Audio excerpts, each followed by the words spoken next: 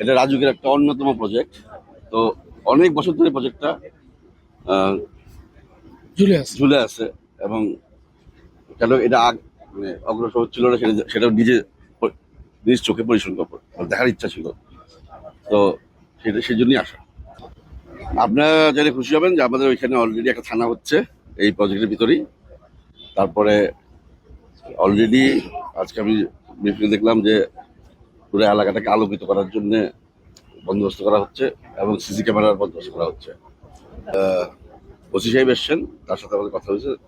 আমাদের প্রায় 4-5টা টহল টিম কনস্ট্যান্টলি থাকতেছেন, যার জন্য গত 1 মাস ধরে আপনি যদি দেখেন প্রবণতা অনেক কমে আসছে।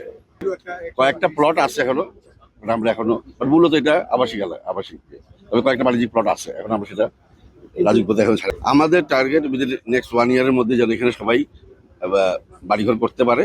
আমরা সর্বাত্মক চেষ্টা করতেছি সবার সুবিধা করে দেওয়ার জন্য, সেই জন্যই আসা।